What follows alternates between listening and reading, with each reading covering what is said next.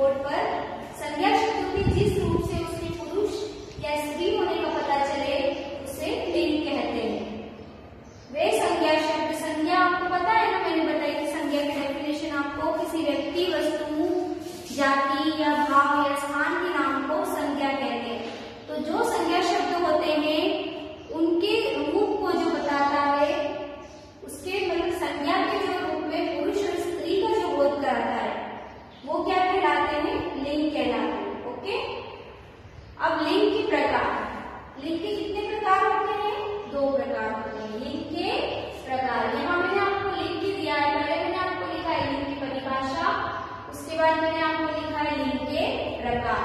अब लिंग कितने प्रकार के होते हैं? लिंग 2 प्रकार के होते हैं, पुल्लिंग और स्त्रीलिंग। पुल्लिंग मतलब पुरुष जाति और स्त्रीलिंग मतलब स्त्री जाति।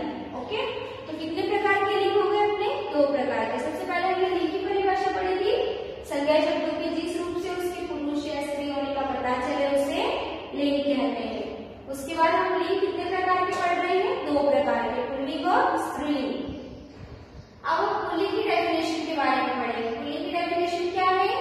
पुरुष जाति का बोध कराने वाले शब्द पुल्लिंग कहलाते हैं, जैसे दादा, पिता और भाई। जो पुरुष जाति रहती है उनका बोध कराने वाले को क्या बोलते हैं? पुल्लिंग बोलते हैं। अब इसके बाद नीचे स्त्रीलिंग, स्त्रीलिंग की परिभाषा, स्त्री जाति का बोध कराने वाले शब्द स्त्रीलिंग कहलाते हैं, जैसे दादी, नानी, बहन, चाची, काकी, है ना।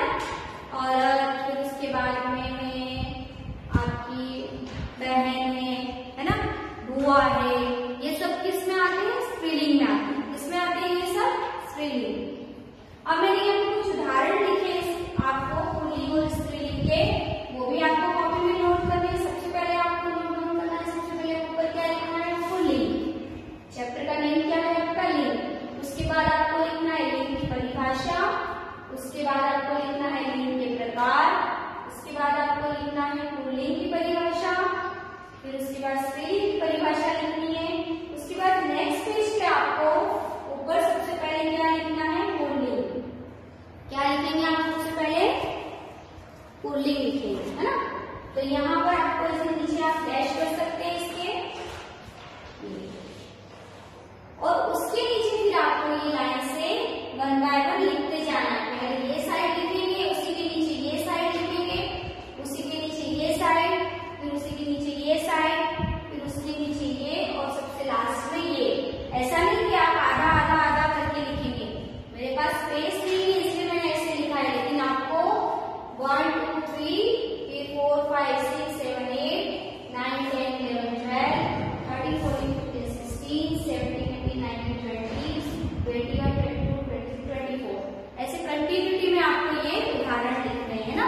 तो यहाँ हमने आपको पुल्लिंग और स्त्रीलिंग बताए हैं। इधर आपके सारे पुल्लिंग है, इनको आपको चेंज टाइम में करना है, स्त्रीलिंग में चेंज करना है। इसी तरह से आपको एग्जाम में आएगा, पहले पुल्लिंग आएगा, उसके बाद आपको स्त्रीलिंग आएगा। ठीक है, तो जैसे राजा लिखा है मैंने, तो राजा का पुल्लिंग क्या हो जाता है? रानी। उसके बाद बेटा है तो बेटी का पुल्लिंग स्त्रीलिंग क्या हो जाएगा? बेटी।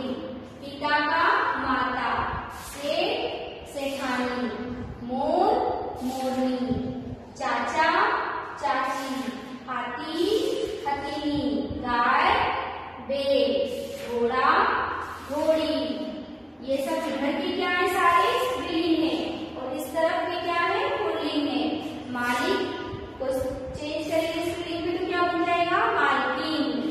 नाना नानी, बच्चा बच्ची, काका काकी, धोबी धोबी, बकरा बकरी, नौकर नौकरानी, लड़का लड़की, गायक गायिका, सेठानी, भाई बहन, नर का स्त्रीलिंग चेंज होगा क्या होगा? मादा, देवर देवरानी, वर वधु, छात्र और छात्रा। तो इस तरह से आपको पुल्लिंग से स्त्रीलिंग में चेंज करने के लिए आएगा। आपको हमेशा पुल्लिंग आएंगे, पुल्लिंग को आपको किसमें चेंज करना है? स्त्रीलिंग में चेंज करना है। किसमें चेंज करोगे आप? स्त्रीलिंग में। तो ये आज हमने क्या पढ़ा?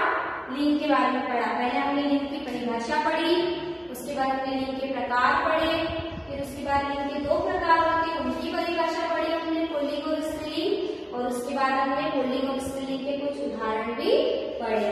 ओके, तो फटाफट से अपनी कॉपी निकालेंगे सब, एक और कॉपी, और सबसे पहले क्या लिखेंगे, ये पूरा आपकी कॉपी में आप नोट डाउन करेंगे, इसको अच्छे से लर्न करेंगे, अच्छे से कॉपी में राइट प्रॉपर्ली लिखिए, जैसे स्कूल में लिखते थे आप वैसे ही आपको घर पर भी लिखना है, और घर पर भी आपको अच्छे से पढ़ाई करना है, क्योंकि अभी घर पे आपके पास बहुत टाइम होता है ना, तो आप आराम से इसको लिख सकते हैं अच्छी राइटिंग में, और इसको लर्न करना है आपको। इसके पहले भी मैंने आपको संज्ञा, सर्वनाम, विलोम शब्द है ना, और वचन, ये मैंने आपको करवाए हैं ग्रामर में, और आज मैंने आपको लिंक चैप्टर करवाया है, तो ये आपको कॉपी में नोट डाउन करना है अच्छे से, इसको अच्छे से लर्न करना है, क्योंकि कभी भी किसी टाइम आपका पेपर हो सकता है ना। तो जब तक आप ये लिखेंगे नहीं, आप प्रिपेयर नहीं होंगे, तब तक आप एग्जाम नहीं दे पाएंगे। ओके, तो आप लोगों को ये अच्छे से लर्न करना है, ठीक है। तो इसलिए आपको सारे वीडियो देखने हैं, जिस भी सब्जेक्ट का वीडियो आ रहा है वो सब आपको अच्छे से देखना है, अच्छे से समझना है, और उसको अच्छे से कॉपी में नोट डाउन करना है, ताकि आप नेक्स्ट क्लास में जाएंगे तब अच्छे से प्रिपेयर होके जाएंगे, है ना। अगर आप नहीं पढ़ेंगे तो आप सब कुछ भूल जाएंगे, है ना।